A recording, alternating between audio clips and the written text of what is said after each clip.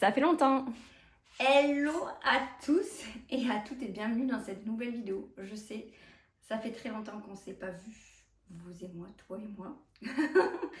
Donc ici on se retrouve en fait pour une nouvelle vidéo de lecture.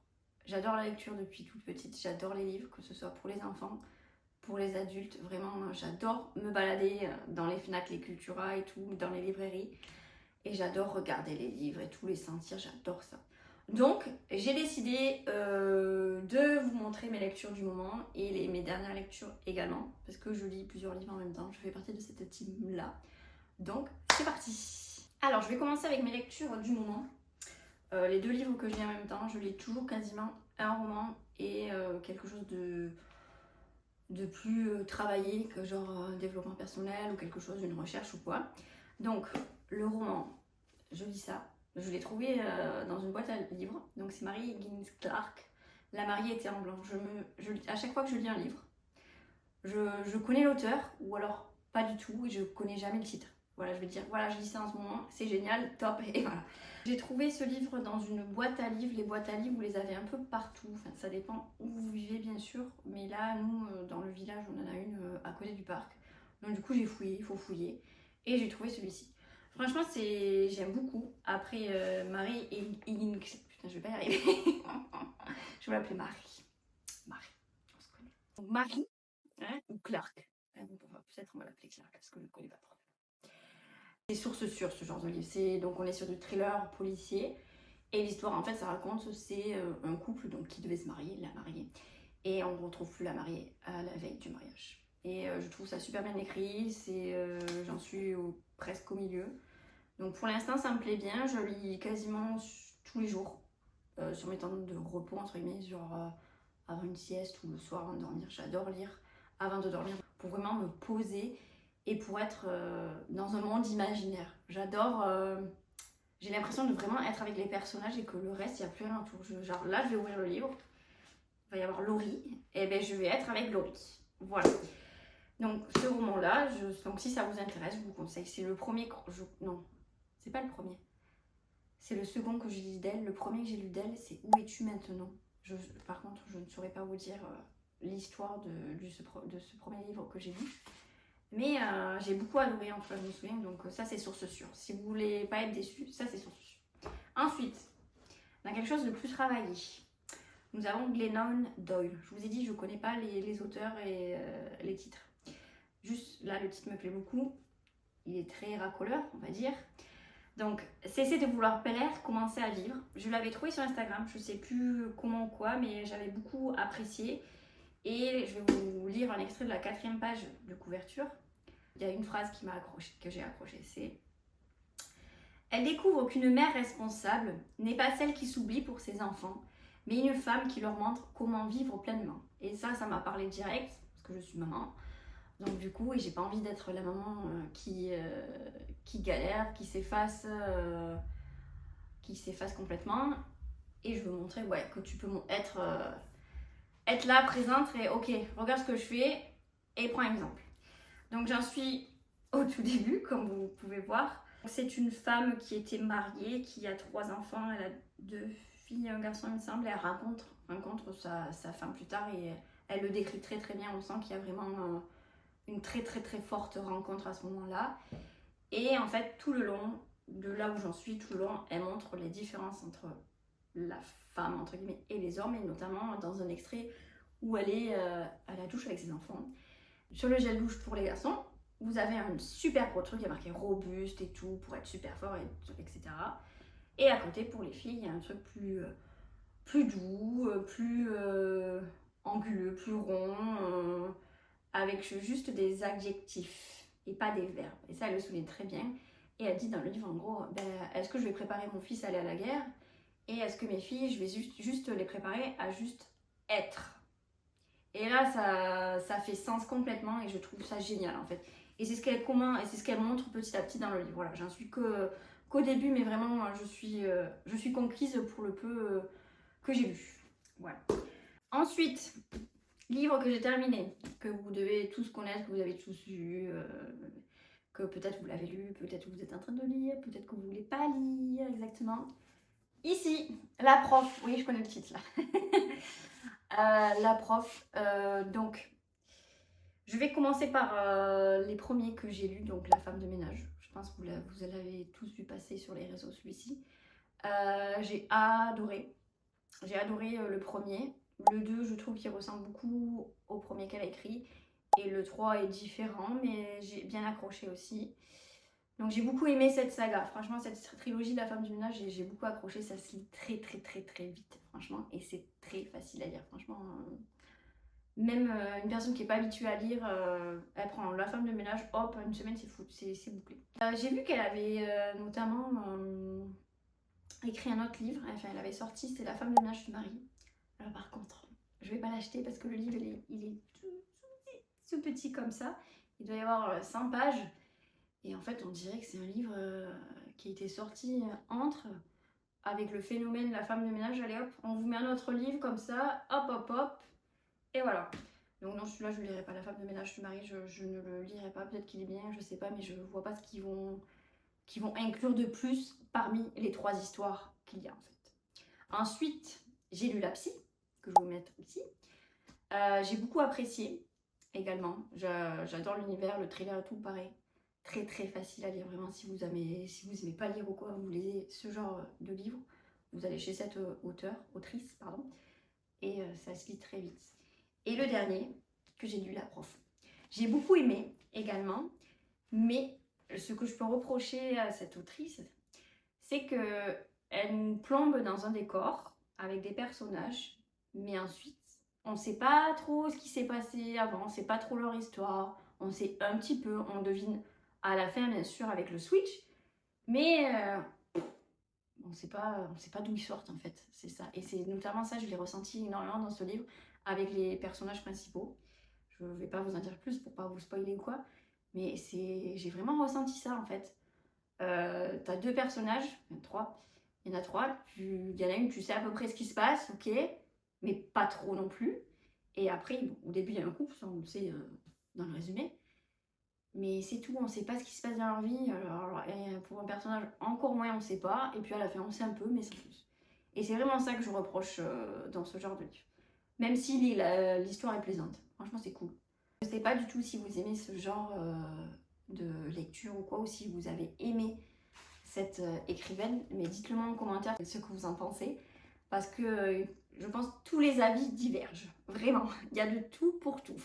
Maintenant, dans les romans que j'ai lus dernièrement, j'ai lu Harry Potter à l'école des sorciers. Franchement, je me suis régalée. On retrouve vraiment l'univers du film.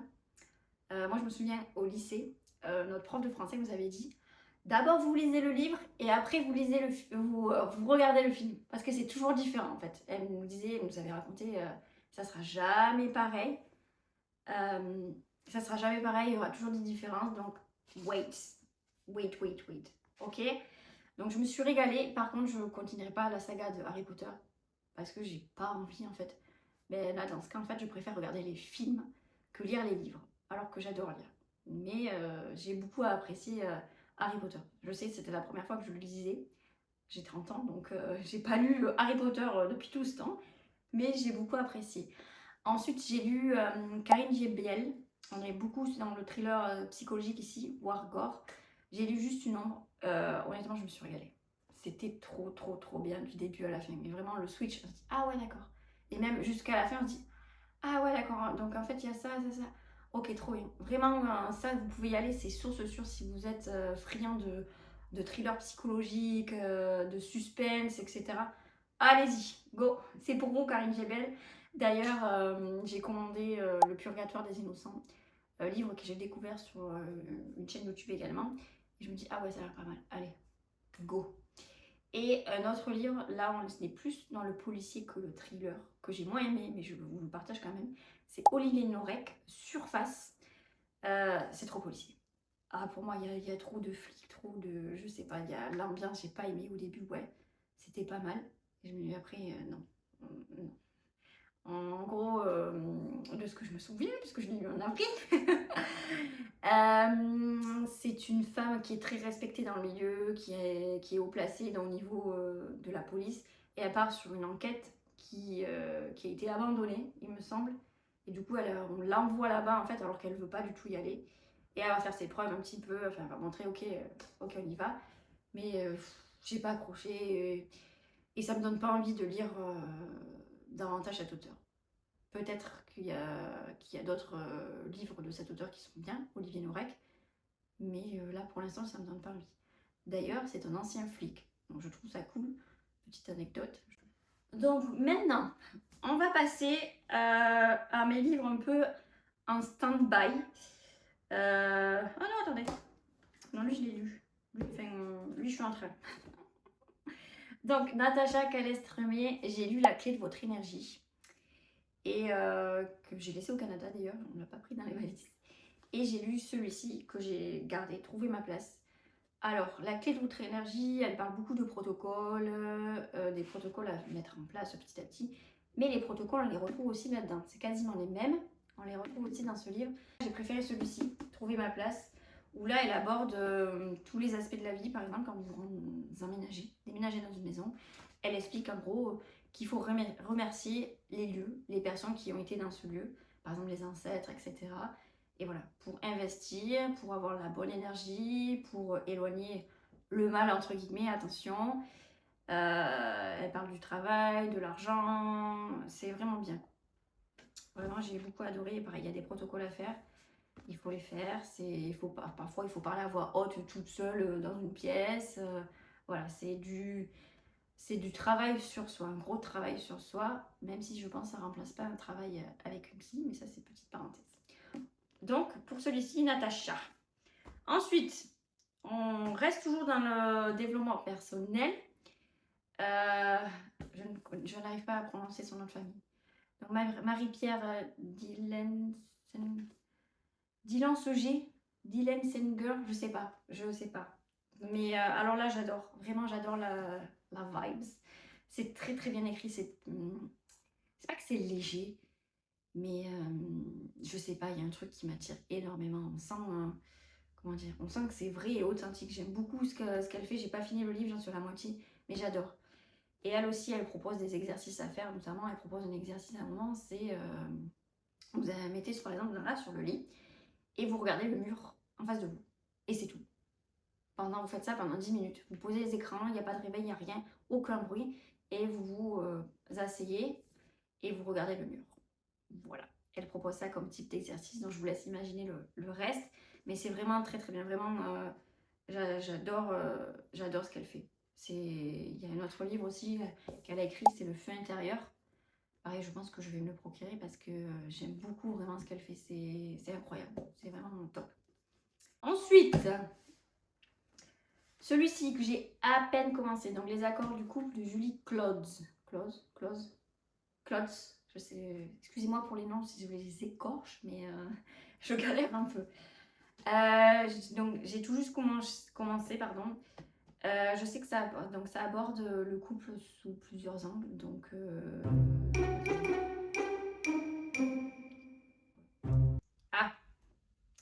never mind.